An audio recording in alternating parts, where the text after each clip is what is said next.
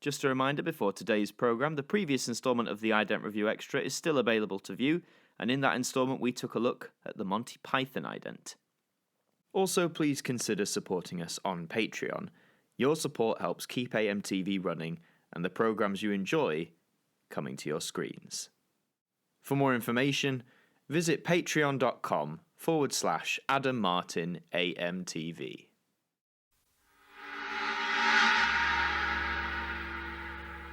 And now, here on AMTV, time for the latest episode of the Ident Review Extra, and this time, it's time to go and hide behind the sofa. The following programme is rated U. It is suitable for all audiences.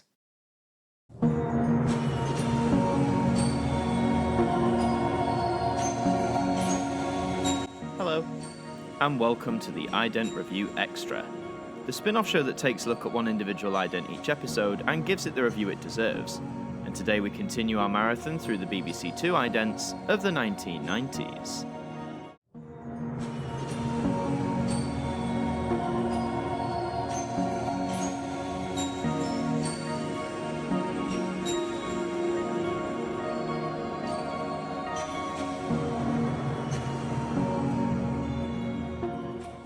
Today on our BBC Two journey, we look at an ident that was inspired by one of the most recognised British television shows of all time. Regular viewers of this channel will know that I'm a huge fan of Doctor Who, the longest running science fiction show in the world. However, it wasn't always at the peaks of success that it enjoys today. In fact, throughout most of the 1990s, there was no Doctor Who on TV at all. The franchise was kept alive mostly by the monthly magazine, the string of New Adventures books, and eventually the inception and regular release schedule of Big Finish audio dramas. However, repeats of Doctor Who were more than frequent throughout the decade, sometimes on BBC channels, but more often than not on channels such as UK TV Gold. Although, in November of 1999, just before the show's 36th anniversary, Doctor Who got a whole night of programming dedicated to it on BBC Two. And as they had done with Red Dwarf and Monty Python, the design team decided to create a unique special ident for the occasion. So without further ado, let's have a look at Dalek.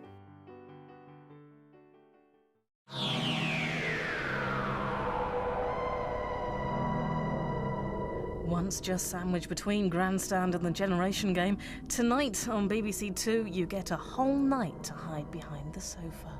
Well, in the words of Nine, this is simply fantastic. Everything about this sequence just works. First, the main attraction, the fact that the familiar 2 is now in the shape of a Dalek, and the transformation works surprisingly well, and I would love to own my own little 2 Dalek model. I love the black and silver colour scheme of the hybrid Dalek 2, clearly inspired by the paint job of the Supreme Dalek from 1988's Remembrance of the Daleks.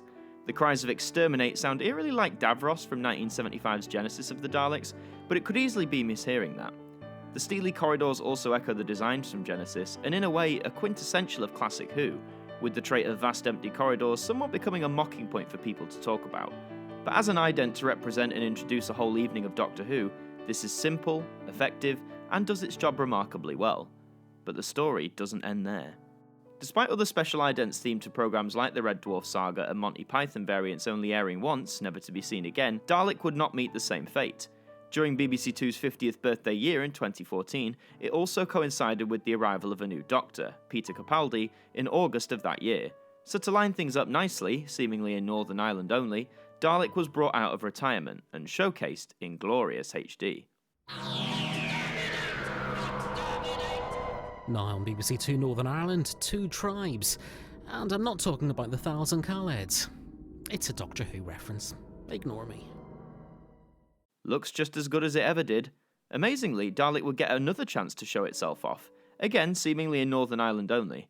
At the start of 2015, many of the 90s era 2s were called back into regular service, and Dalek was chosen amongst them, and would air for a few more years, moving from a special ident to a regular one. I'm unsure whether it was only used for when Doctor Who related programming was on, or if it just appeared whenever the broadcasters deemed fit. But nevertheless, the fact a program-themed ident got multiple chances to show itself off and not just being a one-and-done event is something quite special.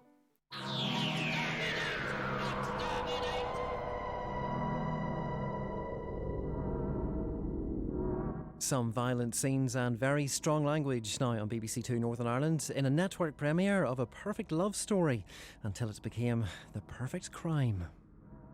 Overall, I believe the Dalek ident holds up incredibly well, appearing both impressive and appealing now after over 20 years since it first hit viewers' screens. But even though this whole motif of idents for BBC Two is no more, we can only hope that sometime in the future, should Doctor Who related programming ever end up on BBC Two, that Dalek is brought out of retirement once again, to warn viewers that it's time to go and hide behind the sofa. And so we've come to the end, but before we go, the final words from our broadcaster.